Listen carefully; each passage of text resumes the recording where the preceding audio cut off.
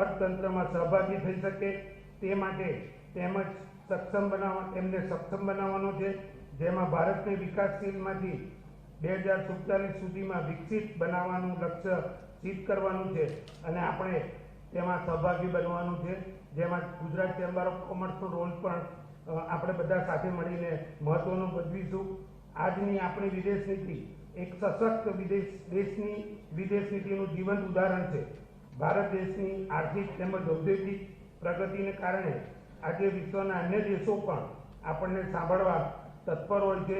કોઈ પણ દેશની વિદેશ નીતિ જ્યારે જ અસરકારક બની શકતી હોય છે જ્યારે દેશના પ્રધાનમંત્રી શ્રી તેમજ વિદેશ મંત્રી શ્રી વચ્ચેનો સમન્વય હોય અને જે આપણા કેન્દ્રીય માનનીય પ્રધાનમંત્રી શ્રી મોદી સાહેબ તેમજ માનનીય વિદેશ મંત્રી શ્રી DS જયશંકર સાહેબ વચ્ચે સતત જોવા મળે છે.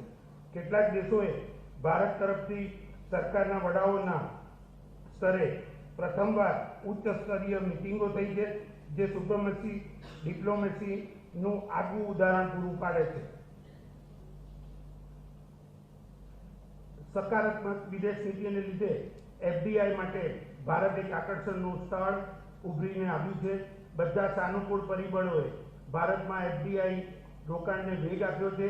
છેલ્લા 10 વર્ષમાં દેશને 500 અજબથી વિદેશી રોકાણ પણ આવ્યું છે, જે વિદેશી રોકાણકારોનો ભારત અને તેની આર્થિક નીતિ પર વિશ્વાસ દર્શાવે છે. ભારતીય નાગરિકોને પરત લાવવામાં પણ આ જે સરકારે કર્યું છે એમાં અન્ય દેશોમાં વસતા આપણા ભારતીયો જ્યારે કોઈ પણ પ્રકારની મુશ્કેલીમાં આવ્યા હોય ત્યારે આપણા વિદેશ મંત્રીશ્રીએ આવા નાગરિકોને જરૂરી તમામ મદદ પૂરી પાડી છે.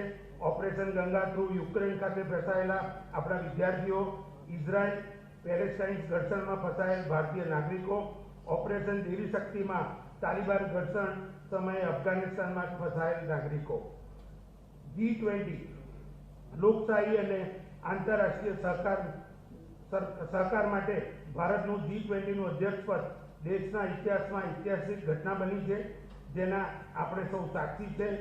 સમગ્ર દેશને એક જ પરિવાર છે તે અભિગમ સાથે ભારત સાથે સમગ્ર વિશ્વએ પણ અપનાવ્યો તે માનનીય પ્રધાનમંત્રી શ્રી નરેન્દ્ર મોદી સાહેબના મજબૂત નેતૃત્વનું ઉદાહરણ પૂરું પાડે છે.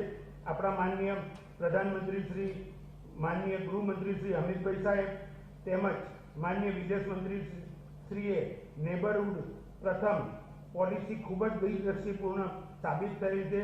કોરોના પેન્ડેમિક સમયે સમગ્ર વિશ્વના દેશોને પૂરી પાડવામાં આવેલ મદદ ભારત વિશ્વગુરુ હોવાનું જ્વલંત ઉદાહરણ પૂરું પાડ્યું છે. આ સમયે માનનીય વિદેશ મંત્રી શ્રી દ્વારા લખાયેલ 2 પુસ્તકો જે ઇન્ડિયા વે અને વાય ભારત મેટરનો ખાસ ઉલ્લેખ કરવા માંગુ છું. તેમજ આ પ્રેરણાદાયી પ્રકાશનો માટે માનનીય વિદેશ મંત્રીશ્રીને ખૂબ ખૂબ અભિનંદન પાઠવું છું. ફરી એક વખત માનનીય વિદેશ મંત્રી શ્રી જયશંકર સાહેબને આજના શુભ પ્રસંગે GCCI ખાતે હૃદયપૂર્વક સ્વાગત કર્યું છે અને આપણે અભિવાદન કરીએ છીએ. જય સરકાર, જય જય ગરવી Gujarat. Thank you very much, President Sir. We are honored to have distinguished presence of Honorable Minister of External Affairs, Dr. S. Jaishankar with us today. I would request President Shri Ajay Patel to kindly felicitate our Honorable Minister with a token of gratitude and respect.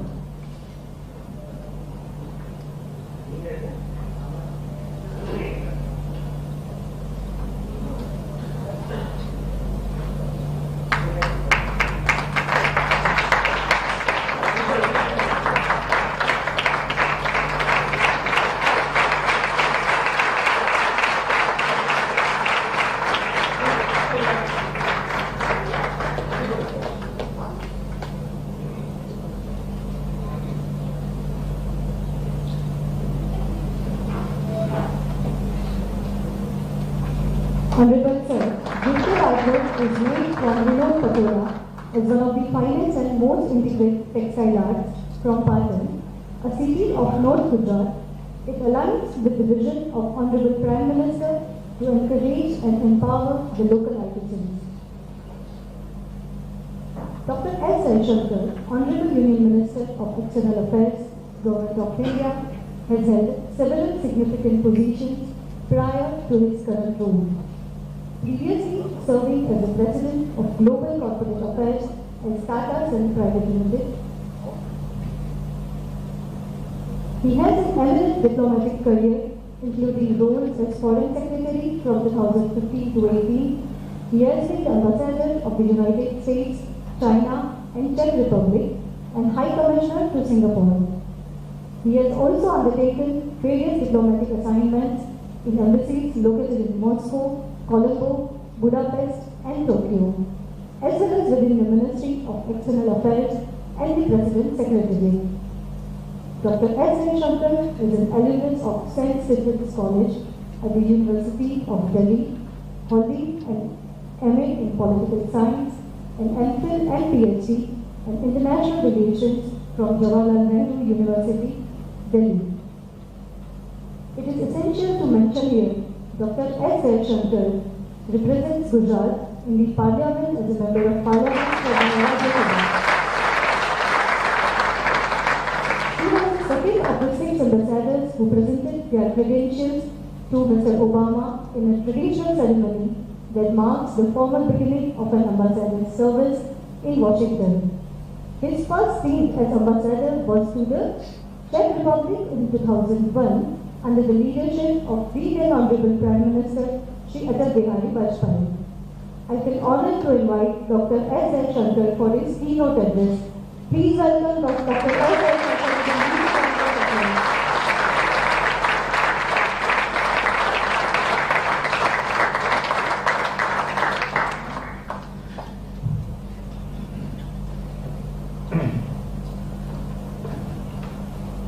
GCCI के president Shri Ajay Bhai Patel जी,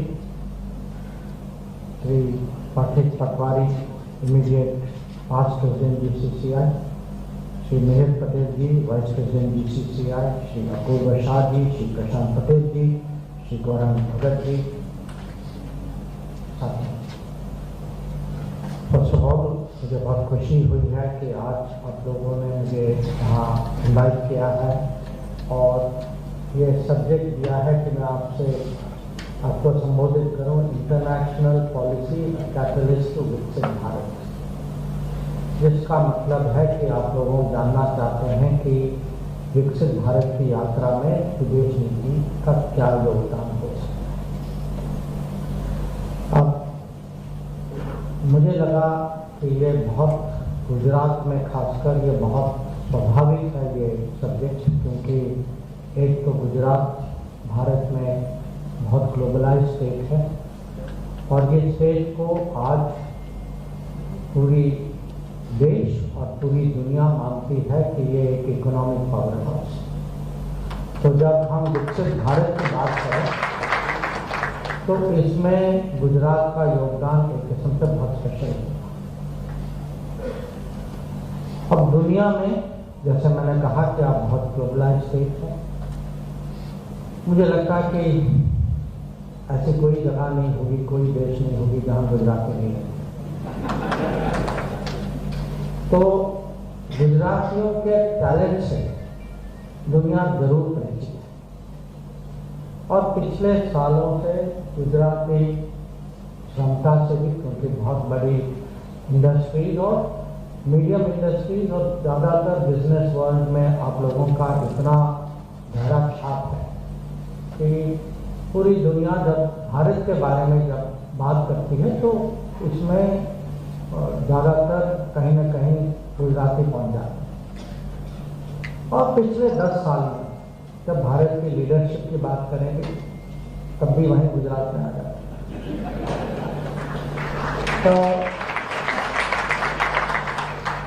तो हाँ मैं भी हूँ पर ये है कि जब आज जब इस ग्लोबलाइज दुनिया में हमारे संबंध जो है दुनिया के साथ इतने घनिष्ठ हो चुके हैं और ये तो बढ़ती जाएगी, इसके बहुत कारण हैं, उस पर भी मैं कुछ अपने विचार रखना चाहूँगा। पर अभी जो है जब भी किसी देश की इकोनॉमी की बात करते हैं तो इसमें और डेवलपमेंट की बात करते हैं तो इसमें 5 फैक्टर्स, एक प्रोडक्शन, एक कंजम्पशन, तीसरा टेक्नोलॉजी, चौथा लॉजिस्टिक्स माने कनेक्टिविटी, और 5वां आजकल डेमोग्राफी, क्योंकि बहुत सारे देश हैं जहां आबादी घट रही है, लोगों की कमी है, टैलेंट की कमी है। तो जहां जिस देश में टैलेंट है और ट्रेंड टैलेंट है, उनके लिए एक बहुत बड़ा एडवांटेज है। तो जब हम विकसित भारत के बारे में सोचते हैं, हमें ये 5 पहलुओं को साथ साथ आगे ले जाना है: प्रोडक्शन, कंजम्पशन, टेक्नोलॉजी, लॉजिस्टिक्स और डेमोग्राफी। और डेमोग्राफी माने डेमोग्राफिक डिविडेंड। तो और ये जो है ये प्रकट करेगा इकोनॉमी में, एक तो ग्रोथ में, डेवलपमेंट में, मैन्युफैक्चरिंग में, एग्रीकल्चर, टेक्नोलॉजी और इनोवेशन। और इन सब में अगर हम देखें तो पिछले सालों में कहीं ना कहीं गुजरात ने अपना मार्क इसमें बनाया है। तो आज जब हम कहते हैं कि विदेश नीति का क्या योगदान हो सकता है, इंटरनेशनल पॉलिसी, आपके काम कहाँ आ सकता है, तो आप थोड़ा दुनिया के बारे में सोचिएगा कि दुनिया जो है एक किस्म से हेल्प भी हो सकता है, मदद हो सकता है, अपॉर्चुनिटी हो सकता है। तो दुनिया कहीं ऑब्स्टेकल भी हो सकता है, चुनौती हो सकता है, चैलेंज हो सकता है। अब अगर हम अपॉर्चुनिटी की बात करें तो दुनिया में कैपिटल है, दुनिया में टेक्नोलॉजी है, दुनिया में बहुत कुछ सीखने को है, बेस्ट प्रैक्टिसेस के साथ। तो दुनिया में कभी कभी युद्ध भी होती है, कहीं कुछ तनाव होता है, कुछ दबाव आता है, कुछ डिसरप्शन होती है। तो इसको विदेश नीति का मकसद जो है कि चुनौतियों को कैसे मैनेज करें और अपॉर्चुनिटी का कैसे पूरा लाभ उठाएं। ये एक किस्म से मैं कहूँगा simple view of foreign policy है। और ये एक बार आप इकोनॉमी और डेवलपमेंट और जो उद्योग की दुनिया जो है उसमें अगर हम इसको अप्लाई करें तो ये हमारे डिस्कशन का सब्जेक्ट है। अब इसमें अगर मैं आपको 2-3 उदाहरण दूँ और कब मैंने अभी पिछले साल जो घटनाएं जो हुई, एक चुनौती जैसे आई कि यूक्रेन में युद्ध हुआ और हम तो शुरू से शांति के पक्ष में थे, पर इस युद्ध के कारण इसका प्रभाव जो है अलग अलग स्टूडेंट्स की बात कर रहे थे आप अजय भाई, पर अगर आप कहें देखें कि तेल की कीमत, हम पे बहुत दबाव था कि हम रूस से तेल न लें, और अगर हम नहीं लेते रूस से तो तेल का मार्केट जो है वो घट जाता, सब लोग जो है खाड़ी की तरफ जाते, वहाँ सप्लाई लिमिटेड थे, और जो पहले देश जो रूस से लेते थे उन्होंने अब खाड़ी से लेना शुरू कर दिया। तो हम लोग देखते कि हमारी जो ऑयल की जो इम्पोर्ट बिल जो है वो तुरंत बढ़ जाती। आपके यहाँ पेट्रोल पंप की कीमत, पेट्रोल की कीमत भी उसी प्रोपोर्शन में उसकी वृद्धि हो रही है। तो ये एक समस्या है जहाँ इसका समाधान जो है विदेश नीति के थ्रू हमें करना पड़ा, कि हमें ये स्टैंड लेना पड़ा, वो भी पब्लिक में स्टैंड लेना पड़ा कि देखिए हम लोग जो है, हमारा निर्णय जो है भारत के कंज्यूमर के इंटरेस्ट, भारत देश का इंटरेस्ट, राष्ट्र इंटरेस्ट जो है उसको मन में रखते हुए, क्योंकि हम जो है अभी भी पर कैपिटा में अगर देखें तो हम $3,000 से कम है पर कैपिटा, और जो हमें जो ज्ञान दे रहे थे वो ऐसे देश थे जो 40, 50, 60 हज़ार पर कैपिटा इनकम वाले देश थे, और उन्होंने खुद अपने आप को प्रोटेक्ट किया। ये नहीं था कि वो तुरंत काट दिया, उन्होंने अपना मैनेज किया और फिर हमें कहा कि आप ले लीजिए। तो ये मैं आपको एक उदाहरण दे रहा हूँ, जैसे जहाँ ऐसे दबाव का सिचुएशन आ सकता है, जहाँ फॉरेन पॉलिसी जो है हमारे आर्थिक हितों के कारण एक स्टैंड लेगा और राष्ट्र हित को आगे बढ़ाएगा। अब मैं आपको पॉजिटिव एक उदाहरण दूंगा। आप जानते हैं कि पिछले जून हमारे प्रधानमंत्री मोदी जी अमेरिका गए, बहुत सक्सेसफुल विजिट हुआ, स्टेट विजिट हुआ, और उसमें बहुत सारे उसके परिणाम बहुत सारे निकले। उनमें से दो बहुत, मैं कहूँगा, इम्पोर्टेंट आउटकम्स थे। एक था कि दुनिया में सबसे ज़्यादा, मैं कहूँगा, टाइटली हेल्ड टेक्नोलॉजी जो है वो जेट इंजन की टेक्नोलॉजी। कि अभी भी जो दुनिया में जेट इंजन के जो कंपनियां जो बनाती हैं, आप उसको एक हाथ में गिन सकते हैं, और नॉर्मली देश जो है दूसरों के साथ ये शेयर नहीं करते।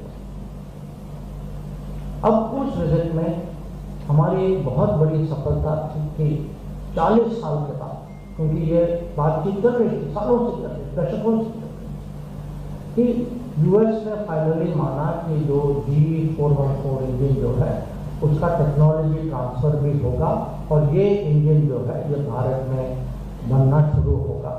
और ये भी एक किस्म से सफलता तो टेक्नोलॉजी की डोमेन में है, पर अगर आप देखेंगे हुआ क्योंकि फॉरेन पॉलिसी ने हमारे रिश्तों को इतना घनिष्ठ बना दिया, इतना ट्रस्ट था, इतनी नजदीकी थी कि उन्होंने कहा कि चलिए ये टेक्नोलॉजी अगर भारत को दे सकते हैं तो अमेरिका इसमें आश्वस्त होगा कि भारत जो है इसका उपयोग कभी अमेरिका के खिलाफ नहीं करेगा।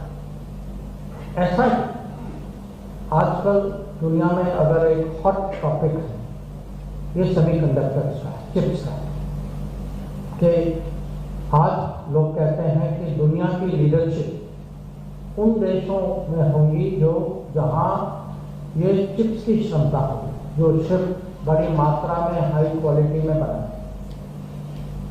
और हमारे यहाँ इस सब्जेक्ट पे हम लोग जो है पीछे रह गए कि खाली एक जगह थी चंडीगढ़ में, सरकार की एक पब्लिक सेक्टर यूनिट थी, बहुत पुराना टेक्नोलॉजी था, चिप की क्वालिटी क्वांटिटी भी कम थी, क्वालिटी भी इतनी अच्छी नहीं थी। तो अभी जो है क्योंकि हर चीज में चिप्स लगते हैं, बिना चिप्स के जो आपको पता है कि कोविड के बाद चिप्स की प्रोडक्शन जो है वो डिसरप्ट हो गई थी, और उसका प्रभाव पड़ा ऑटो इंडस्ट्री, क्योंकि बिना चिप के आपकी गाड़ी नहीं चलती। तो हमारी ऑटो इंडस्ट्री एक उस नौबत पे आ गई थी जहां गाड़ी तैयार थी पर चिप्स नहीं। तो ये चिप्स जो है आपके रेफ्रिजरेटर में लगे, आपके वॉशिंग मशीन में लगे, आपके टेलीफोन में तो है, पर अभी जो है अगर हम विकसित भारत की दिशा में जाना चाहते हैं तो सेमीकंडक्टर टेक्नोलॉजी को मास्टर करना ये तो हमारे लिए आवश्यक है। और इसमें भी हमें डिप्लोमेसी, विदेश नीति के थ्रू सफलता मिली कि जब प्रधानमंत्री गए, उन्होंने प्रेसिडेंट बाइडेन से बात की, दोनों वो कंपनियों से मिले, खुद मिले, उनके साथ बाइडेन के साथ भी मिले, और अंत में परिणाम ये निकला कि वहीं विजिट के दौरान 3 बड़े कंपनी, बहुत मशहूर कंपनी, एक माइक्रोन है, एक लैम रिसर्च है, जो माइक्रोन जो है वो फाउंड्री के अलावा बाकी चीज़ें जो होती है, असेंबली, टेस्टिंग, मार्किंग, पैकेजिंग जो है, उस क्षेत्र में बहुत मशहूर कंपनी है, नंबर 1 कंपनी माना जाता है। लैम रिसर्च जो इसकी ह्यूमन ट्रेनिंग उनका स्पेशलिटी है कि सेमीकंडक्टर इंडस्ट्री की ट्रेनिंग करे। और एक कंपनी है अप्लाइड मटेरियल जो खुद मशीन बनाते हैं, इसकी जो चिप बनाने वाला मशीन जो है वो अप्लाइड मटेरियल बनाता है। ये 3 कंपनियों ने प्रधानमंत्री के सामने वायदा किया था कि हम भारत आने के लिए तैयार हैं, और ये मैं आपको कह सकता हूँ कि 1 साल के अंदर माइक्रोन की फैक्ट्री जो है आज गुजरात में लग रही है, और बाकी दो भी बन रहे, गुजरात में नहीं, अलग अलग राज्यों में। अब कभी कभी ये उदाहरण जो मैंने आपको दिए, ये माने हमें चाहिए थे, दुनिया के पास कुछ था, हम इंपोर्ट करें। ये उल्टा भी है कि अगर आपको महामारी के समय का याद हो तो उस समय सबकी नजर वैक्सीन पर थी। अब आप में से कुछ लोग फार्मा इंडस्ट्री के होंगे तो आप मेरे से ज़्यादा जानते हैं कि इसकी कितनी कॉम्प्लिकेटेड सप्लाई चेन। जब हमें वैक्सीन बनाना था, हमारी सबसे बड़ी चुनौती ये थी उस समय, पहले अमेरिका ने ये तय किया था कि जब तक अमेरिका के पूरी रिक्वायरमेंट नहीं होती तब तक अमेरिका जो है कहीं और सप्लाई चेन में बाकी माल बेचना बंद कर देगा। तो उस समय जब हम लोग वैक्सीन प्रोडक्शन देख रहे थे और वैक्सीन जो कंपनियां, उनके साथ हमारी बातचीत हो रही थी, तो मेरे साथ गुजरात के ही मेरे साथी मनसुख भाई भी थे, वो उस समय और अभी भी वो ये फार्मा इंडस्ट्री को देखते हैं। तो हम लोगों ने जो भी हमारे कंपनीज जो थे उनके साथ हमारी वीडियो पे बात की और ये पता लगा हमें कि कम से कम जो हमारी डिमांड जो थी उसको एक स्प्रेडशीट में मेरे पास 400 पेज का फोल्डर बना है। और फिर प्रधानमंत्री के निर्देश पे मैं ये 400 पेज का फोल्डर मैं अमेरिका ले गया। मैंने कहा कि देखिए, अगर आप सचमुच हमारे दोस्त हैं तो ये हमारी सप्लाई चेन तो कम से कम आप करें। और यही होती है विदेश नीति, क्योंकि विदेश नीति एक किस्म से जैसे आपसी में हमारे रिश्तों में भी होता है कि किसी ने कहीं किसी का कुछ एहसान किया तो व्यक्ति हो, नेता हो, देश हो, कहीं ना कहीं लोगों के मन में यह है।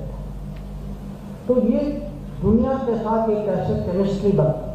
तो उस समय अमेरिका के लीडरशिप ने तय किया कि जब हमारे यहाँ महामारी माने हाई लेवल पे थी, बहुत इंटेंसिटी में थी, आप लोगों ने उस समय हाइड्रोक्सीक्लोरोक्विन की सप्लाई की थी, तो अब हमें इस एहसान चुकाने का मौका आया है। तो हम जो है आपके लिए और खाली आपके लिए ये सप्लाई चेन खोलने के लिए तैयार है। तो अगर वो सप्लाई चेन हमारे लिए नहीं थी तो हमारे यहाँ वैक्सीन का उत्पादन जो है हम लोग बहुत प्रेशर में आते। और उसके बाद हमने भी वही उसका माने एक किस्म से रिवर्स फेवर की कि जब दुनिया ने हमसे पूछा कि हमें वैक्सीन की जरूरत है, वही सप्लाई चेन अब दुनिया के काम भी आए कि हमने जो है 199 देश और 2 UN के एजेंसी जो है 101 कंट्रीज और एजेंसीज को हमने वैक्सीन दी।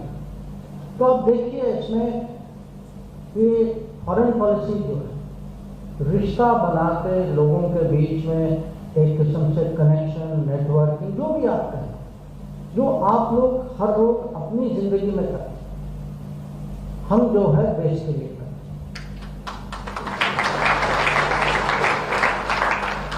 तो मैं अभी थोड़े स्पेसिफिक आपको ये विदेश नीति कहाँ काम आ सकती है, मैं इस पे कुछ आपके सामने कुछ बातें रखना चाहता हूँ। सबसे पहले तो हमारे बिजनेस के विदेश नीति ये दुनिया में राइट पार्टनर्स को लोकेट और कनेक्ट कर सकते। ये पार्टनर्स इन्वेस्टमेंट में हो सकते हैं कि प्राइवेट इक्विटी या सॉवरेन वेल्थ फंड या बैंक्स।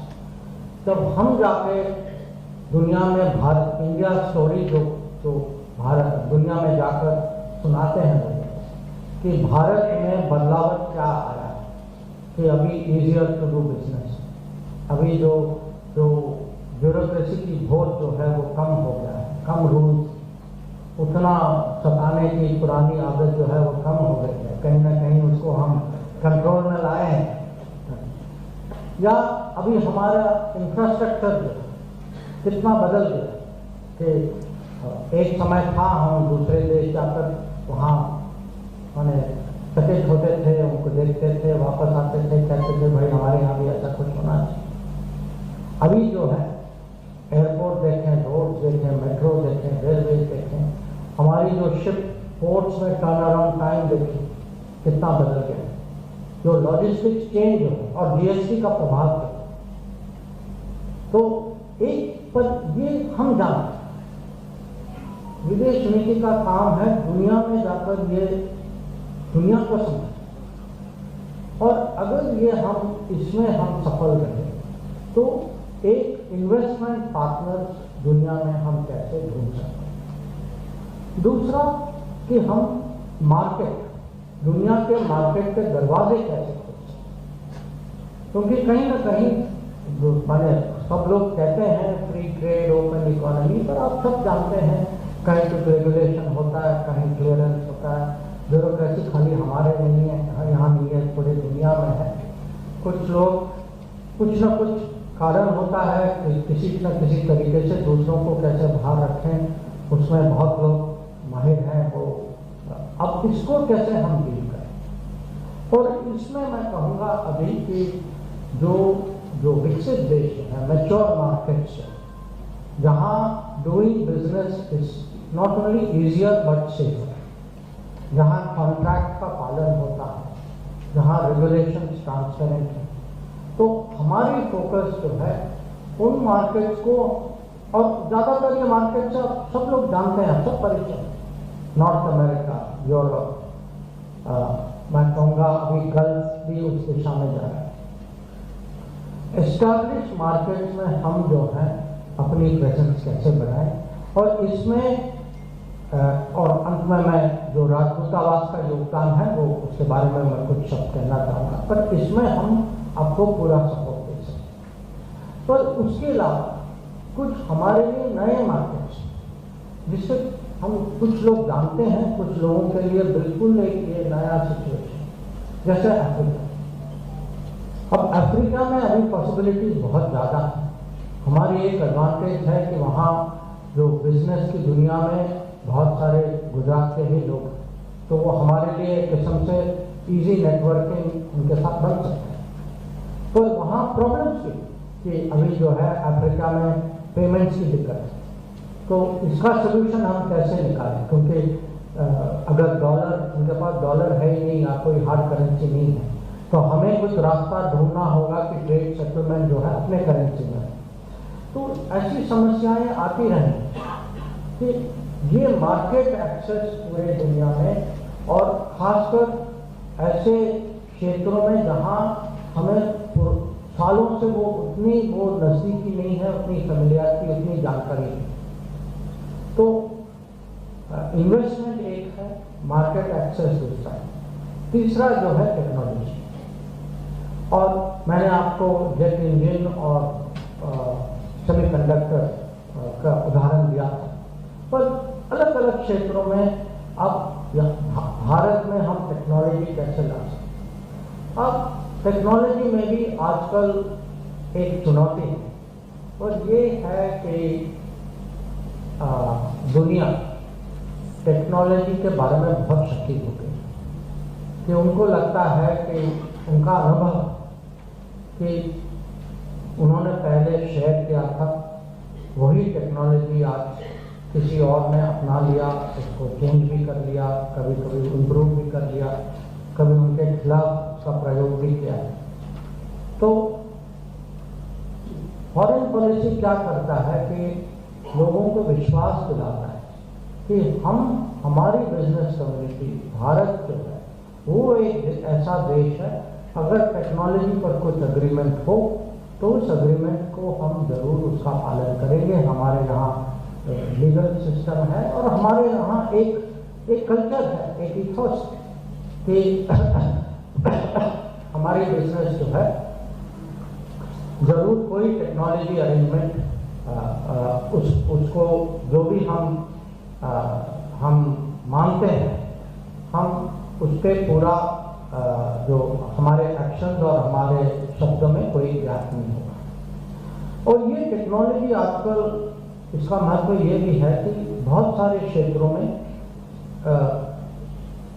आज दुनिया इतनी कॉम्पिटिटिव बन चुकी है कि देश जो है टेक्नोलॉजी को बहुत टाइटली रखे रखता है। जैसे सेमीकंडक्टर के ये जो अभी अग्रीमेंट हुआ है, ये दो कंपनियों के बीच में, पर इसका आधार जो है एक किस्म से देशों के बीच में ट्रस्ट भी। तो वो ट्रस्ट अगर नहीं होता तो कंपनी जो है अपने आप ये रिस्क नहीं लेती। और ये आप देखेंगे खासकर ये इमर्जिंग टेक्नोलॉजी जैसे चिप्स हो, स्पेस हो, ड्रोन हो, सोलार हो, इलेक्ट्रिक बैटरी स्टोरेज हो, जो नई टेक्नोलॉजी जो है, जब तक ट्रस्ट हो, ये नई टेक्नोलॉजी कोई भी दूसरे के साथ शेयर नहीं करेगा। अब टेक्नोलॉजी के अलावा जैसे मैंने कहा लॉजिस्टिक्स की अपना महत्व होता है, क्योंकि वो भी आप सब जानते हैं कि उसकी एक किस्म से लॉजिस्टिक्स जो है पूरा कॉस्टिंग आपका कहीं किसी और डायरेक्शन में ले जा सकता है। अब आजकल हम लोग पूरी दुनिया अनुभव कर रही है कि एक लड़ाई के कारण लॉजिस्टिक्स में कितना इम्पैक्ट होता है। और ये जो है, जो सुएज कैनाल के थ्रू जो शिपिंग लाइन्स जो है, आज वो शिपिंग लाइन जो है वो खतरे में है। और वो खतरे में है क्योंकि उस पर ड्रोन और मिसाइल अटैक्स भी होते हैं, और सोमालिया में रहते हुए जो पायरेट्स जो हैं वो भी उनका आक्रमण होता है। और हमने इसके खिलाफ जो हमारे साइड से जो दुनिया की अपेक्षा थी, हमने उसको पूरी की है। हमारे नौसेना वहाँ आजकल 21 जहाज की डिप्लॉयमेंट हुई है वहाँ, तो उस पर अलग बात करेंगे।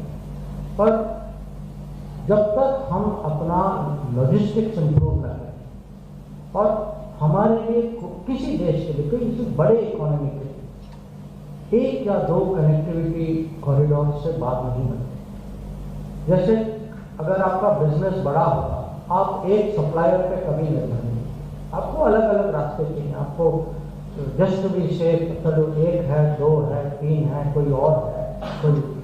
तो अभी जो है आपने देखा होगा पिछले साल हमने ये तय किया था कि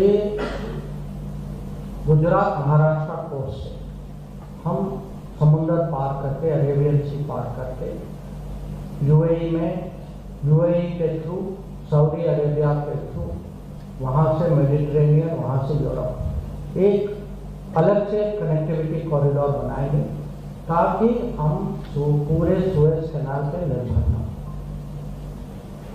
क्योंकि आज जो है ये तनाव, ये राजनीतिक, जो आतंकवाद के कारण है, तो ये कभी कभी एक्सीडेंट भी हो सकता है। आपको याद होगा कुछ साल पहले सुएज कैनाल में एक जहाज फंस गया और मुझे याद नहीं, मेरे ख्याल से 20-25 दिन लगे उनको, पर उसका कितना इम्पैक्ट दुनिया के ऊपर। तो अब ये रिस्क लेना, क्योंकि अब पूरी दुनिया जो है इस दिशा में जा रही है कि हम रिस्क को कैसे कम करें, तो हमें कनेक्टिविटी पार्टनर कैसे ढूंढने हैं। यहाँ भी विदेश नीति देश के काम आ सकते हैं। मैंने ये सऊदी अरेबिया के थ्रू उस कॉरिडोर का जिक्र किया, ऐसा ही एक कॉरिडोर ईरान, चाबहार पोर्ट और ईरान, अजरबैजान, रूस होते जा रहा है। आजकल उस कॉरिडोर का ज़्यादा प्रयोग हो रहा है क्योंकि ये वाला सुएज कैनाल और रेड सी में ये समस्या है। या एक नए कॉरिडोर की हम बात कर रहे हैं कि समुद्र से हम, आप जानते हैं क्लाइमेट चेंज के कारण जो उत्तरी क्षेत्रों में जो पोलर आइस कैप जो है वो पिघल रहा है। तो लोग कहते हैं कि अभी कुछ ही साल में ये भी संभावना है कि समुद्र के थ्रू वो पूरे व्लादिवोस्टॉक होते रूस के उस पार यूरोप पहुंच सकते। और ये कोई फैंटेसी, ये कोई फिक्शन नहीं, ये आजकल लोग ट्रायल कर रहे हैं जहाजों के साथ। तो हम क्या हमारे पूरब के तरफ आजकल हम अभी समझ थोड़ी सी चुनौती है म्यांमार में, क्योंकि वहाँ अस्थिरता है, लड़ाई हो रही है, तो हम तो कोशिश कर रहे हैं कि वहाँ एक हाईवे बनाए जो हमें पूरा मणिपुर बॉर्डर से वियतनाम तक ले। तो आप सोचिए, अगर हम इस पर सफल रहे, भारत सेंटर में होगा, हमारे पूर्व में हम वियतनाम तक जा सकते हैं, हमारे पश्चिम में हम यूरोप तक जा सकते हैं। तो अटलांटिक से पैसिफिक उसका एक कॉरिडोर बन सकता है जो भारत के थ्रू जा सकता है। और आप ही सोचिए, इसका लॉजिस्टिक्स जो है, इसकी कॉस्ट सेविंग क्या हो सकती है। तो इसमें भी है कि पार्टनरशिप कैसे करें, या हर उद्योग के लिए, कोई भी बिजनेस के लिए रिसोर्सेज चाहिए, नेचुरल रिसोर्सेज। अब हम उस लेवल तक आ चुके हैं कि आज हम दुनिया के 5वें इकोनॉमी है, कुछ ही साल में तीसरी इकोनॉमी बनेंगे। पर जब हम तीसरी इकोनॉमी बनेंगे, तीसरी इकोनॉमी को अपनी नेचुरल रिसोर्सेज की भी जरूरत है।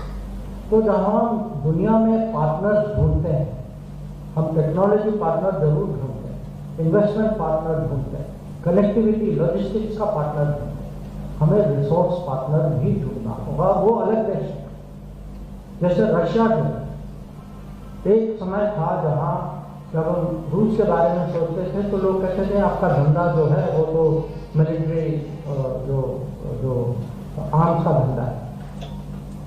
आज जो है हम रूस से तेल लेते हैं, जरूर लेते हैं, फर्टिलाइजर लेते हैं, हम जो है रूस से बहुत सारे मेटल्स और मिनरल्स भी लेते हैं, कोयला लेते हैं। तो और रूस के अलावा कुछ देश हैं बहुत जहाँ नेचुरल रिसोर्सेज का भंडार है, जैसे ऑस्ट्रेलिया, इंडोनेशिया, ब्राजील, कनाडा। अब इनमें से कुछ हैं जहाँ हमारे बिजनेसेस जानते हैं, कुछ हैं जो उनके लिए नए नए देश हैं कहीं, और उनका कुछ हैंड होल्डिंग करना पड़ेगा। तो ये सब चीज़ें जो हैं, ये एक्टिविटीज अगर विदेश नीति और विदेश हमारी जो पूरी संस्था जो है बिजनेस के साथ काम करें, तो जरूर मैं आपको कह सकता हूँ कि विदेश नीति ये इस यात्रा में, विकसित भारत वाली यात्रा में बिल्कुल अपना योगदान दे सकते हैं। अब इसके कुछ बहुत स्पष्ट ऐसे मैं आपको एग्जाम्पल दे सकता हूँ कि अगर ऐसी चीज हो तो वही यात्रा जो है उसकी गति कितनी बढ़ सकती है। जैसे मैंने मार्केट एक्सेस की बात की, अब वही मार्केट एक्सेस में अगर किसी देश के साथ फ्री ट्रेड एग्रीमेंट होता है तो मार्केट वो दरवाजे जो है और चौड़े खुल जाते हैं। या मार्केट एक्सेस में कभी कभी मार्केट इंटेलिजेंस की जरूरत भी होती है। और मैं आप सबको कहता हूँ कि आप चेंबर हो या इंडिविजुअल बिजनेस हो, आप लोग राजदूतावासों का पूरा उपयोग करिए, क्योंकि अगर किसी भी देश आप कुछ जानना चाहते, वो एक किस्म से लोकल लोग हमारे हैं, पर वो रहते वहाँ, भाषा बोलते हैं, उस सिस्टम में वो फिट हो जाते हैं। और अगर आप उनको काम दें, क्योंकि आज वो माहौल है, सबको ये बताया गया है कि हमें एक्सपोर्ट किसी भी हालत में, promoting exports is today number 1 priority of foreign policy. तो प्लीज यूज एम्बेसीज, एंड मैं आपको पूरा कॉन्फिडेंस दिलाता हूँ, embassies like to be use. मैंने उनको अच्छा लगता है, वो बोर हो रहे हैं, तो वो चाहते हैं कि प्लीज कम। दूसरी बात है, जैसे मैंने कहा, इन्वेस्टमेंट। फिर है ब्रांडिंग। देश की ब्रांडिंग कैसे करें, क्योंकि अगर देश की ब्रांडिंग अच्छी होगी तो ऑटोमेटिकली बिजनेस को इसका बेनिफिट मिलता है। अब कुछ चीजें हैं जो हर बल्कि बिजनेस में ना हो, पर ब्रांडिंग में उसका कहीं ना कहीं इम्पैक्ट होता है। जैसे अब हम जो है चंद्रयान के कारण दुनिया में ये इंप्रेशन बन गया है, हमारी छवि बन गई कि अरे भारत जो है, देखिए वहाँ चंद्रमा गए, वो भी उस साइड, साउथ साइड जहाँ लोग जाते नहीं। तो इसका प्रभाव जो है दुनिया के दिमाग में है, भाई ये बड़े टेक्निकल लोग हैं, टेक्नोलॉजी फ्रेंडली लोग हैं।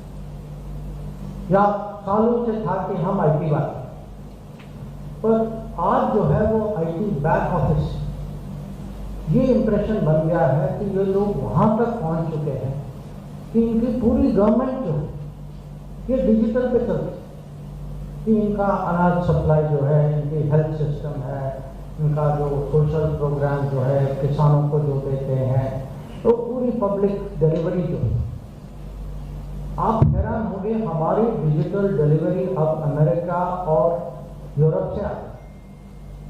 और जो आप सब लोग जो प्रयोग करते हैं कैशलेस पेमेंट, हम जो है महीने में 12 बिलियन, 10 से 12 बिलियन डॉलर कैशलेस पेमेंट करते हैं। पूरे साल में अमेरिका 4 बिलियन करते हैं। तो अब ये जो है, कुछ साल पहले जब ये कोविड चल रहा था, मैं उस समय उसी काम के लिए मैंने कहा सप्लाई चेन वाला जो है, और उसके बाद मैं एक बार मैं अमेरिका गया, उस साल नहीं अगले साल। तो मेरा लड़का उस समय न्यूयॉर्क में पढ़ रहा था, तो हम दोनों गए, एक रेस्टोरेंट गए वहाँ, तो उन्होंने कहा कि आप हमें वैक्सीनेशन की सर्टिफिकेट दिखाइए, नहीं तो एंट्री के लिए कंपल्सरी। तो मेरे लड़के ने हाथ डाला, बटवा निकाला, पर्ची निकाला, जैसे हम एक ज़माने में निकालते थे, वो फोल्डेड पर्ची था, पर्ची दिखाया, चलिए पास हो गए। मैंने अपना फ़ोन सामने किया, अब वो फ़ोन देखा, फिर से देखा, 2 लोगों को बुलाया, उनको दिखाया, मुझे डर था कि मेरा फ़ोन वापस नहीं आएगा।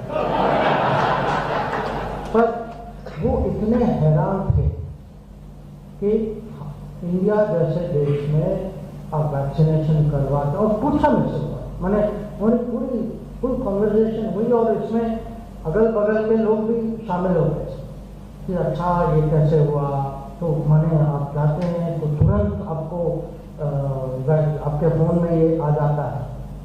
तो हमारी जो ये छवि जो है कि हम टेक्नोलॉजी फ्रेंडली हो गए, हम डिजिटल हो गए, और मैं कहूँगा ये महामारी के कारण ये pharma of the pharmacy of the world, ये भी हमारी छवि है कि संकट में एक देश है जो प्रोडक्शन अपना, क्योंकि जो वैक्सीन, बहुत सारे देश वैक्सीन बना रहे हैं, पर ये मैं उस समय मैं और मनसुख भाई हम लोग माने एक किस्म से वैक्सीन मैनेजर्स बन गए थे देश के। तो हम जो ट्रैक कर रहे थे कि कौन सी फैक्ट्री किस रेट पे कितनी वैक्सीन बना रही, तो हमारा प्रोडक्शन जो था और हमारा रिजेक्शन रेट बहुत कम था। तो ये जो रेपुटेशन है कि भारत जो है फार्मा कर सकती है और चंद्रमा तक जा सकती है, और टेलीकॉम में देखें कि वही देश जिसने 2G, 3G, 4G का इंपोर्ट किया, आज 5G का डिप्लॉयमेंट इंडियन 5G स्टैक से होता है। और अगर आप 5G स्टैक देखें, पूरे दुनिया में 3 ही देश हैं, 3 ही लोग हैं जो अपना 5G टेक्नोलॉजी मास्टर कर चुके हैं। एक चाइना है, एक यूरोप है और एक इंडिया है। अमेरिका में भी 5G स्टैक है। तो ये आज हमारी छवि बनी है, पर ये भी है कि कभी कभी इसको हमें मैंने बहुत प्रैक्टिकल तरीके से जमीन में उतारना, और यहाँ भी हम लोग आपके काम आ सकते हैं। जैसे हम जो है दुनिया में सॉफ्ट लोन देते हैं, एक्सिम बैंक के माध्यम से देते हैं, और इसका लक्ष्य ये है कि कोई भी चीज़ देश के बाहर, ये मेड इन इंडिया होना चाहिए। जैसे हमारे बसेस हैं, ट्रक्स हैं, सोलार हो या कुछ इंजीनियरिंग गुड्स, शुगर मिल हो, कोई प्लांट हो, तो अगर वो प्रोडक्ट इंडियन हो और बाहर उसकी डिमांड हो, तो क्या होता है कि सॉफ्ट लोन देके, ये लॉन्ग टर्म लोन होता है, तो इसकी एंट्री उस मार्केट में हो जाए। और पहला प्रोजेक्ट जो है या दूसरा प्रोजेक्ट ये क्रेडिट के थ्रू, ये सॉफ्ट क्रेडिट के थ्रू चलता है। एक बार वो जो कस्टमर जो है आपको आपकी पहचान हो जाती है, उसके बाद उसको भी जरूरत है, वो आपके साथ डायरेक्टली उसके बाद बिजनेस शुरू करें। तो ये भी एक किस्म से मार्केट डेवलपमेंट, मार्केट एक्सेस इसको हम कैसे देखें। तो ओवरऑल मैं कहूँगा आज की बहुत प्रैक्टिकल वे में विदेश नीति भारत के बिजनेस कम्युनिटी के लिए बहुत काम आ सकती है। पर इसमें एक चीज़ और भी है कि आज बिजनेस हो या टूरिज्म, कुछ लोग पढ़ने भी चले जाते हैं या रोजगारी के लिए जाते हैं, जो हमारी आज सीमा के बाहर, आज इंडियन कम्युनिटी जो है करीब 18 मिलियन, मान लीजिए करीब 2 करोड़ हमारे नागरिक देश के बाहर, और कुछ उसी संख्या में भी करीब 15 मिलियन लोग जो है वो दूसरे देशों के नागरिक हैं, हमारे समुदाय के हैं, हमारे मूल समुदाय के हैं। अब क्योंकि दुनिया ग्लोबलाइज हो रही है, क्योंकि आप सब लोग बाहर, देश के बाहर जाते हैं, ये भी हमारी जिम्मेदारी है कि जब आप देश सीमा छोड़ के बाहर जाते हैं, आपकी सुरक्षा, आपका देखभाल, ये हमारी जिम्मेदारी। और ये कहने का विषय नहीं, क्योंकि जब मोदी सरकार पहली बार आई उस समय मैं राजदूत था मेरे, और आपको याद होगा मोदी जी ने वो मेडिसिन स्क्वायर गार्डन में एक बहुत बड़ी मीटिंग थी, और उनका जो वहाँ स्पीच जो था, आज भी दुनिया में लोग उसको याद करते हैं। और वो बार बार कहते थे कि ये उनका एक तो बहुत फेमस सेइंग था कि ये पासपोर्ट का रिश्ता नहीं है, ये खून का रिश्ता है। पर वो माने उन कम्युनिटीज के लिए जो हमारे नागरिक जो है, उनके लिए हम एक सिस्टम कैसे बनाएं कि कुछ भी, जैसे 10 साल पहले अगर आपका पासपोर्ट खो जाए और कहीं ना कहीं किसी का हुआ होगा, हाँ, और आप एम्बेसी जाएंगे, फिर वो कहेंगे अच्छा खो गया पासपोर्ट, नंबर है, किसी के पास होगा, किसी के पास नहीं होगा, आप 2-3 फोन कॉल करेंगे, फिर कहेंगे अच्छा वो आरपीओ सूरत ने इशू किया है, चलो वो हम आरपीओ से चेक करते हैं कि असली में आप वही हैं या कोई और है। ये होते होते आपको कम से कम हफ्ता 10 दिन तो लग ही जाएगा मिनिमम। आज क्या होता है, कुछ भी हो जाए, कोई भी एम्बेसी आप जाइए, वो तुरंत एक डेटाबेस देख सकता है और आपका वेरिफिकेशन कर सकता है। या कुछ लोग हैं, चलिए हम लोग उस सिचुएशन में नहीं होंगे, पर दूसरे हमारे साथी हैं, कोई किसी की मृत्यु हो जाती है, कोई एक्सीडेंट में कुछ घायल हो जाता है, कोई केस में फंस जाता है, उसके पास लॉयर के लिए पैसे नहीं है, या तो ऐसे सिचुएशन में उनका फाइनेंशियल सपोर्ट कैसे करें, उनको देश में अगर वापस लाना है, कभी कभी हम प्लेन का टिकट के पैसे भी देते हैं।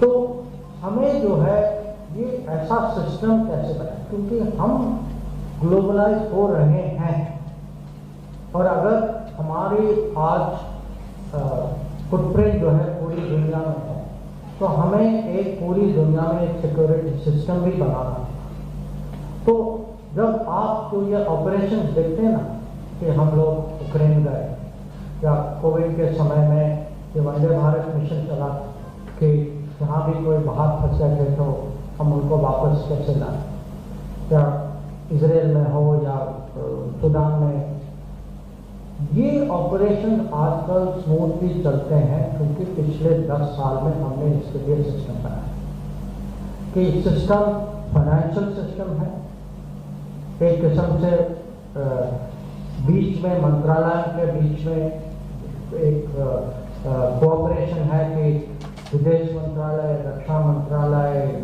नेवी, एयरफोर्स, हम मिलजुल के कैसे रिस्पॉन्ड करें।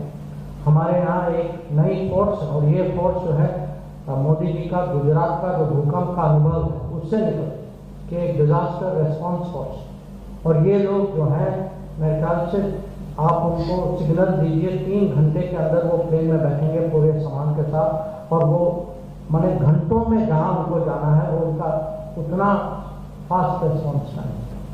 तो आज जो है ओवरऑल हम तो चाहेंगे कि बिजनेस ही रहे, पर ये भी है कि कहीं भी हमारे नागरिक कहीं फंस जाएंगे, कुछ हो जाएगा, कोई दुर्घटना हो, तो हम हैं आपके लिए, और ये आपका जो जब आप भारत से निकलेंगे आपके लिए कॉन्फिडेंस का सोर्स होना चाहिए। तो ये कुछ बातें थी, मैंने सोचा मैं आप लोगों के सामने रखूं।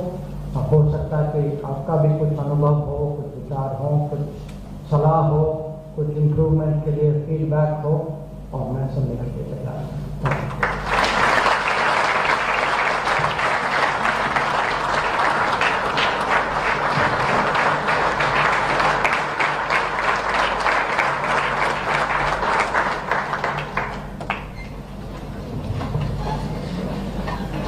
Thank you very much, Honorable Minister Sir, for your insightful session.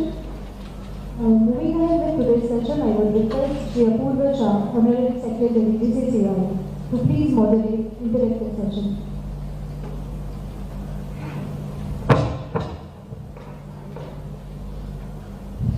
Sir, we are honored to have you at the Chamber of Commerce. You got a varied crowd from very young people to businessmen, and everyone got a one question to ask. So if you permit, we will take a few questions to start. The first one will start with Mr. Anil Jain.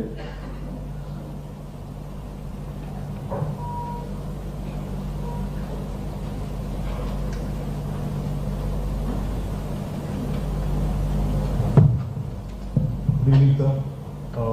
So we have been reading the newspapers, and the hottest topic today is about the island, the disputed island, about the Sri Lankan island, where the Indian island which was accessed by Sri Lanka, and we let it go. So can I have your views on that, and what is the relevance now, and why it has come up now?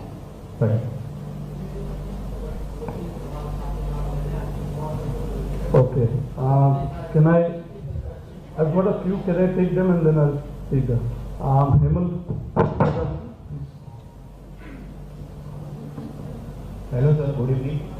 Continuing with the earlier question, should we be trying to rewrite history and change boundaries, or just accept POK, China and Sri Lanka?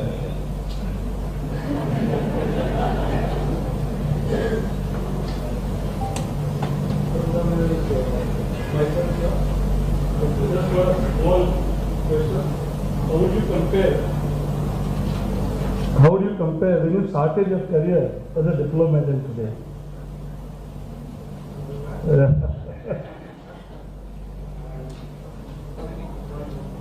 Vashish.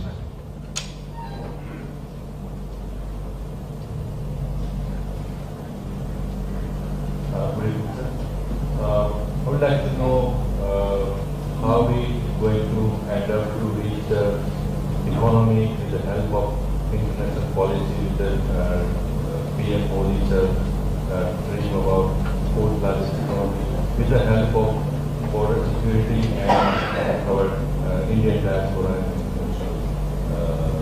countries and other countries and Indian diaspora, the help of both security and economy. Thank you. Let me start with that question about the Kachati. See, why has this matter now become an issue? It has become an issue because in recent years, I can at least tell you last 5 years as minister, and before that some years also, the issue of Tamil fishermen fishing in that area and they're being detained has become an issue. Now this issue has been raised repeatedly in Parliament. This issue was raised जो हमारी consultative, we have a mechanism called consultative committee, जो parliamentarians and minister we all sit down. It has been brought up in political debates, and you had two parties, one DMK, which claimed to be a great champion of these fishermen. So, in last few years, I've written back 21 times to Chief Minister of Tamil Nadu on these issues. But other parties, Congress party, and in Tamil Nadu, every party is taking a position. Now, what we felt was important was people should know the truth about how we arrived at this situation. How did it happen? It happened for three reasons. It happened because Pandit Nehru and Indira Gandhi said that this island Katchativu, he called it a small unimportant island, and Indira Gandhi ji called it a little rock. Okay. So they gave no importance to it. Secondly, in the 1950s, when this matter first came up, the record shows that there was a legal opinion given by the Attorney General then, and very famous gentleman, Mr. M.C. Setalvad, and also by the legal head of our ministry mein jo hote, saying, look, sometimes in a case, there is a debate who is right, who is wrong, whose case is stronger, but they said at least negotiate for the fishing rights. That didn't happen. In fact, the fishing rights were given away in 1976. But the third was, the DMK kept saying that, this was done by the center, they never asked us, we are very upset about it, we feel rights of fishermen. So they said we are big champions. The record shows 1 year before the Katchativu agreement was done, the foreign secretary of the day went and met the chief minister then, the DMK chief minister, who is the father of the current chief minister, and he briefed him, and again days before the agreement he briefed him fully about what was happening, and after the briefing the chief minister gave his agreement and said, but I cannot support it in public, but you go ahead and do what you want. Now, we want the truth to come up, because people should not be fooled today by parties which say, I have always been your champion, whereas actually they said, please go ahead and do it. So today, I think when the people of India in different states are making decisions about their future and on the big issues, there should be an honest account of it. So last few days, various people have also commented, including the parties involved. So my point is only this, okay, these 3 points I have made. That Nehru and Indira Gandhi did not give importance to Katchativu. That fishing rights were not safeguarded. That DMK knew about this agreement before. If I am wrong, prove it. Because somebody asked us under RTI, obtained the documents and made it public. So documents are there.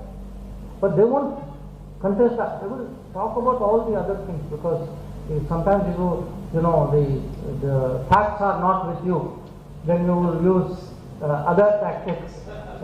This happens.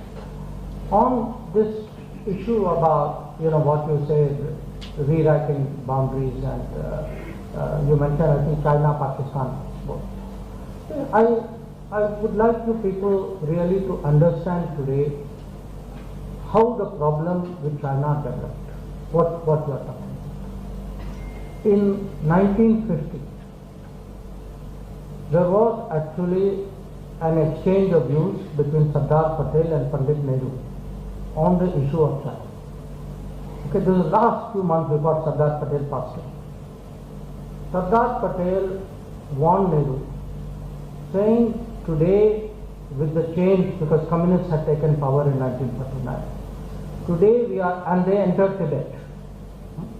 He said today we are facing a situation of two fronts, which for India has never happened in our history before. Secondly, whatever the Chinese are saying, actually I feel their intent is not good. And therefore, let us take the precautions, let us build a policy around this. Nehru's position was, he was completely dishonest. Okay?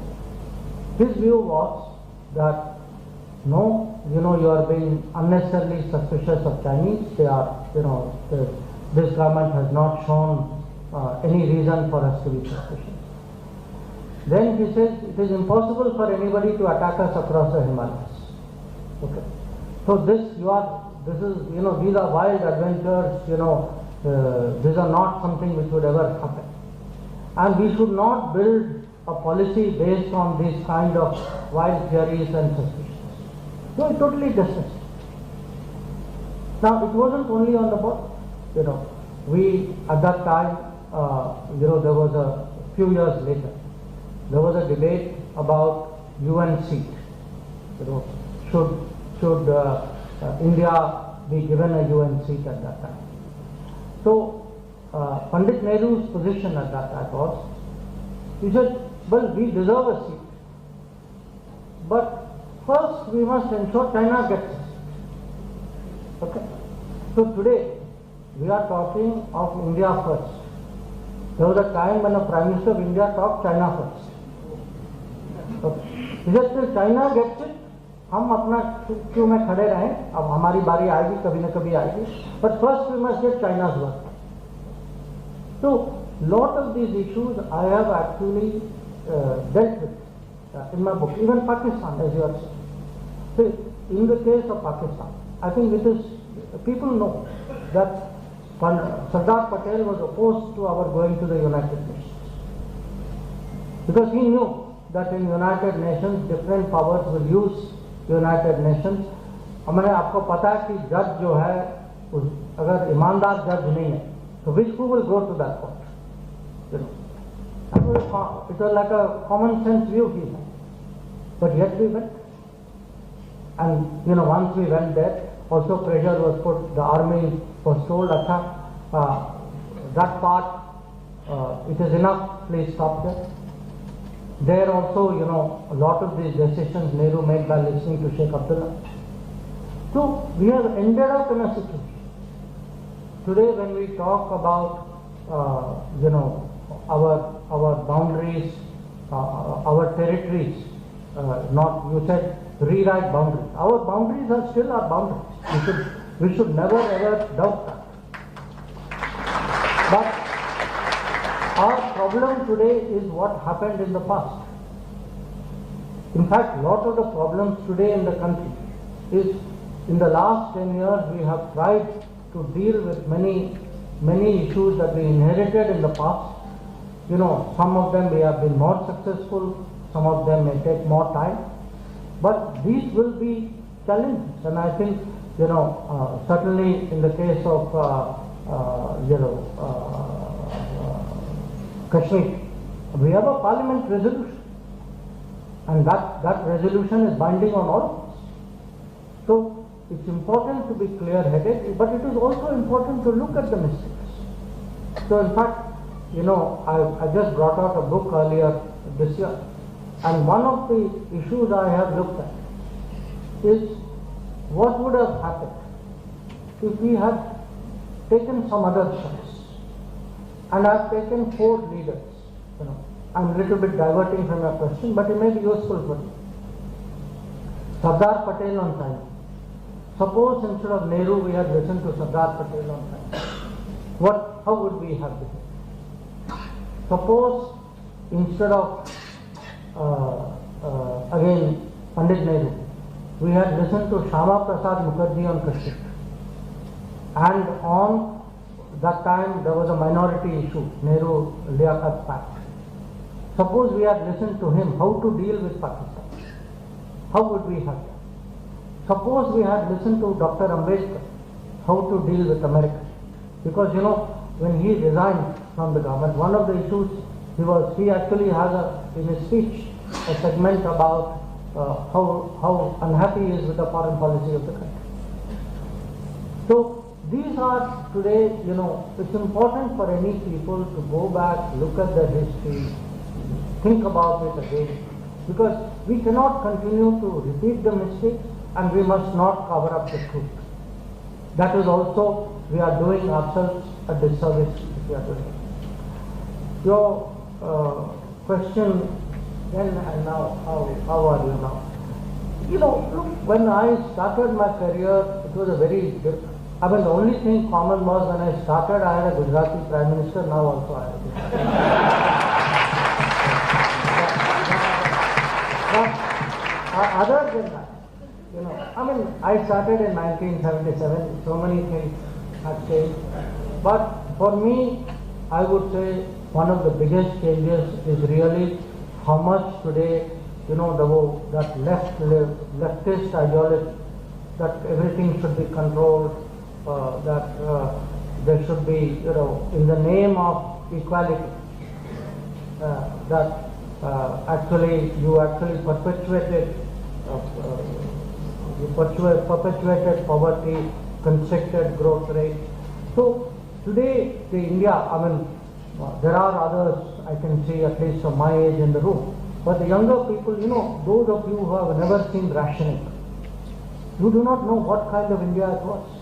That a dream was that somewhere in my life I will own one car once, If I can own a car once in my life, that would be like, I am successful. And at least the car came first 20 years, own a two-wheeler. So, today what we have done is something none of us could have imagined, even, as late as 1977. But leave that aside, in my own, I have seen how India and Indian diplomats, what we had to go through in the 70s, and today where are, that is also a very big change. So our global standing has changed. And global standing at the end of the day has changed because India has changed, that all of you have helped build capabilities in India, and that is what actually gives us the standing of it. The last question, the diaspora, the people, the community abroad, they can make a very, very big difference because they actually shape our image. I began by saying that in every country. I first went to America in 1980s, early 80s. I was very young also. We got no respect at all because their thinking about India was very different. It was not even political. I'm talking average Americans thinking about India. But today if you go even to interior America, and not only America, other places also, that if you see today what has been, some of it is a change, जो देश में हुआ है उसका प्रभाव देश के बाहर भी होता है, but a lot of it, diaspora has actually been very, very, I would say, great bridge for us. And again, I feel that one of the big changes that Modi ji has brought about in our foreign policy is today, if you go to an embassy, I have worked in 8 embassies in my life. If you go to any embassy, they look at diaspora, at community differently. They look at business differently. Their attitude is much more positive and helpful. And I think it is because the message comes from the top, saying this is the case we want to see.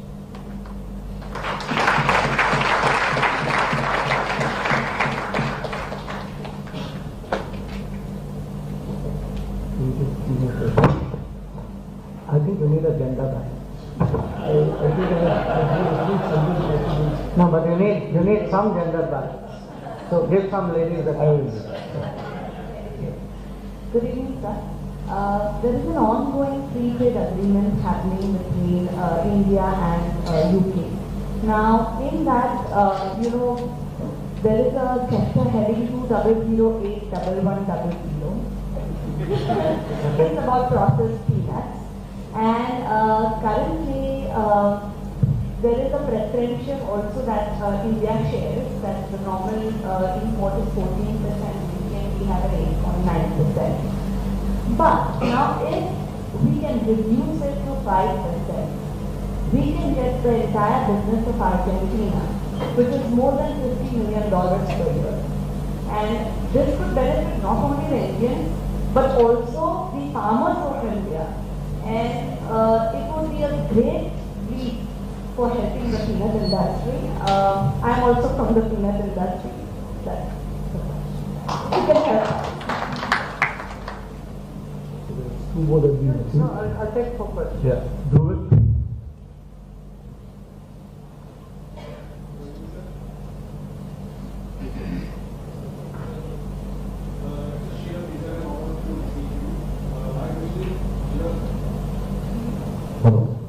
My question is Gujarat and Gujarat having the pioneer for international trade for the centuries. So what would be your guidance for going forward? Hello, on your right.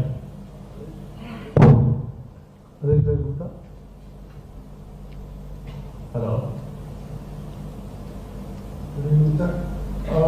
Continuing on the same saga, the economist is claiming that our diasporas are our secret weapon. And it is, They are not sacred. so what role of Gujarat diasporas do you see in this contribution towards our national building or playing that secretive role in this contribution? Thank you. Sir, here on your right. Can I open the door and have a few?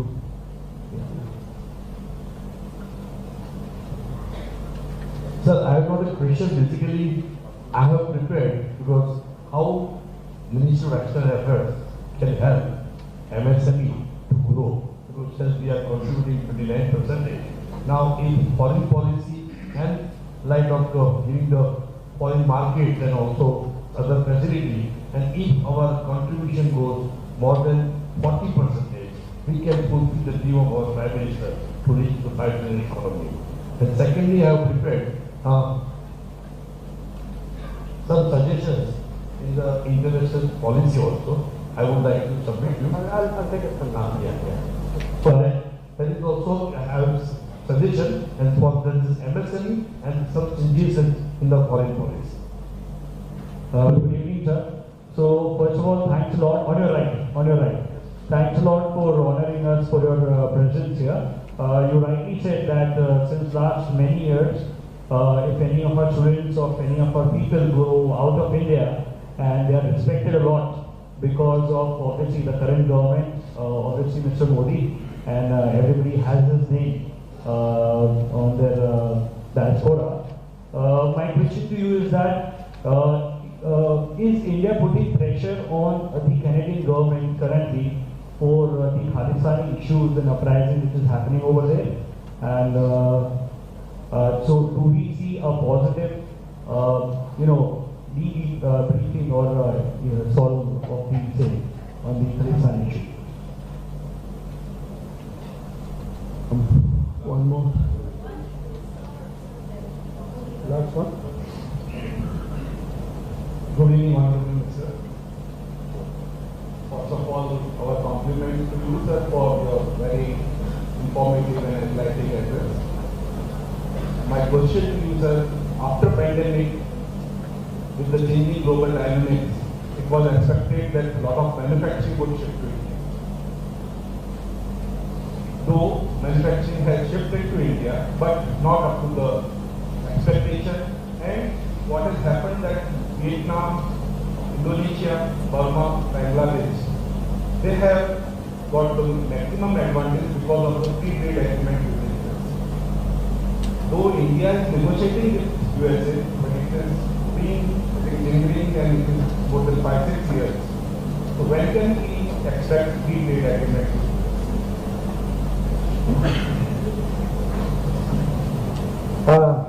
First of all, I note your suggestion about the peanuts. I'll certainly mention it to my colleague Piyush Goyalji, who is in charge of this. But the whole idea of an FTA with any country is to see what it is we can do to set off the disadvantages minimum. If we can get an advantage, even better, because we are very clear it's a very competitive world. We have to support our industries, our farmers, our economy in every way possible. But we are also very, I would say, we think a lot, do a lot of homework before we actually do a deal. Because we should not be in a hurry to do an FTA which somewhere leads us to give some concession which will damage our economy. That's also a factor. That is why it is taking a little bit of time. In this term of Modi ji, we have done a FTA with Australia, the early harvest agreement we have done with UAE. UAE, immediately there has been a very big increase in our trade as a result of that. We have a number of negotiations which are quite advanced. UK is quite advanced, one or two also are so advanced, but it's definitely our commitment that wherever we can help our farmers get access to global markets, it is something we would like to do. I will put that, the Gujarati, what Gujaratis have been very much in the forefront. Not now, I mean, I'm talking hundreds of years in terms of trade. As a community, they are very networked. I feel in different ways we should use that network today, particularly in places where we don't have such a good understanding. I find many businesses are not, they are more familiar with Europe, America, वहाँ सब लोग जाने के लिए तैयार हैं. But when it comes to Africa, for example, उनको समझ नहीं है, so they are hesitant. So we need to use it, this connections very much better, because to me, diaspora are not a secret weapon. I think diaspora is actually for India a very invaluable, publicly invaluable resource. That they are a bridge today. As I said, they shape image of India in many ways. They build linkages. But what happens in many countries, many people sometimes cannot understand it. Because if they don't have that same feeling for their country, if they don't have those family connections. I have seen, there are some places, just say Mauritius or Guyana, even today people say, वो 6 पीढ़ी पहले वो वहाँ से आए थे, I must go and visit that place. This is the feeling we people have. Now, I think those who don't have this feeling, they cannot understand people like us. तो उनको लगता है कि there's something secret, something very, sinister going on. This is our affection for each other and for our country. Because I have never seen, anywhere in the world, every Indian, anybody who has even, I would say, quarter Indian blood in them, has feeling for India. And that I regard as something very special attribute among our people. So these kinds of things would happen because right now is election season. Some time ago I had said that about a year ago, saying election season has not begun in India, but it has started in London and New York. You are seeing one example of it. These are people who like to tell us how we should decide our future, who we should vote for, who we should not. So that is okay, let them try. I mean, the country has made up its mind before, it will make up its mind again. On MSME. On MSME, I agree with you. I myself have, I have some personal experience, members of my family run MSMEs. So I know when they go abroad, they require some kind of extra support.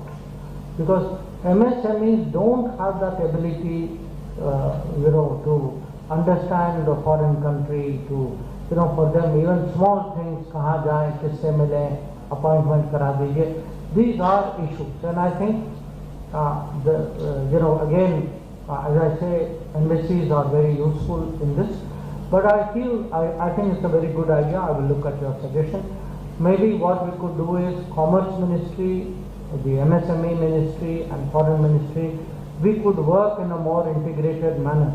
That at least there is a market exploration or market development effort to be made.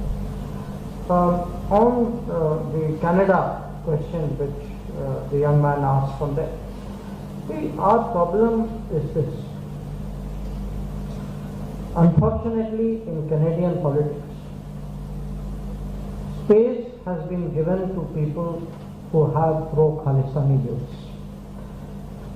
People who have, very publicly supported extremism, violence, who threaten our diplomats, who have, taken positions. And I ask these countries sometimes, saying suppose our role was reversed. You know, you were the object of that treatment which was happening in some other country. Would you accept? Would you accept your diplomats being threatened? But see what happens, unfortunately, we have discovered this vote bank practice now. We are getting rid of it in India, but it's very strong in other parts of the world. So what you are actually seeing is a vote bank. You know, that somebody in politics feels, अच्छा ये लोग हैं, इनको appeal करो, ये पूरा का पूरा वोट मिलेगा, so whatever you have to do, you have to. So we have to call it out, we have to counter it. That is what we are trying. We hope, that by doing that, good sense will prevail. Finally, the last question about manufacturing shifting to India. See, right now, USA is not negotiating FTA with anybody.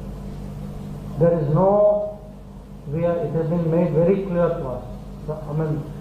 Donald Trump definitely, but even under Biden. There is no support in America for FTA with anybody. So, what has happened in the case Bangladesh, and some of these countries don't have FTA with you. Bangladesh does not have FTA with US. Our problem today is because in the past our infrastructure was not so developed. We were too regulated. It was very hard to do business in this country. Very frankly, investors looked. We were saying compared to 1992 we are better in 2002. Compared to 2002 we are better in 2012. But investor is not interested in that. Investor says today's India versus today's Vietnam versus today's Indonesia versus today's Mexico, मैं कहाँ जाऊँ? So the way to get business is actually to keep pushing the change in India, progress in India. That if you see today, in the last few years, we have had some success. Why have we had it? Because people are reacting to the change. That they see that under Modi Sarkar it is easier to do business. Have we stopped? No. Can I improve it? Definitely. So we still have work to do, which is why we need more talks.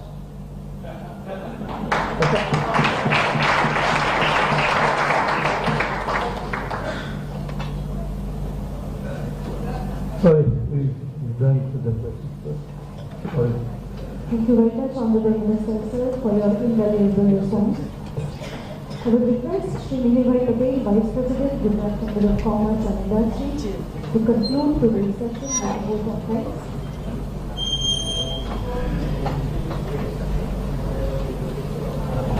Yes. Honorable Union Minister for External Affairs, Dr. S. Jaishankar, BCCI President Sri Ajay Patel, office bearers, members and past presidents of BCCI, invited guests, and friends from Greater India. On behalf of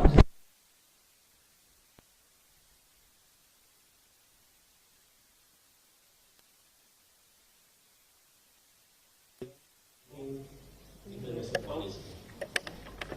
I believe most of you are aware about his great vision. The sir has mentioned some lines in his book, The India Way. The lines are very interesting. This is a time for us to engage America, manage China, cultivate Europe, reassure Russia, bring Japan into play, draw neighbors in, extend the neighborhood, and expand traditional constituencies of support. During the last period, India indeed has taken great strides in the world of diplomacy, and it is a matter of great pride of every citizen to know that our words and opinions count in the highest circles of diplomacy among the leading nations in the world. For this, total credit goes to collective vision and wisdom of our Honorable Prime Minister Shri Narendra Bhai Modi, our Honorable Indian Home Minister Shri Amit Bhai Shah, and of course External Affairs Minister Dr. S. Jaishankar ji. We salute you, sir. On behalf of BCCI, I express our gratitude to all members, guests, and press and media for joining us in this event. Thank you very much. Please join us for dinner.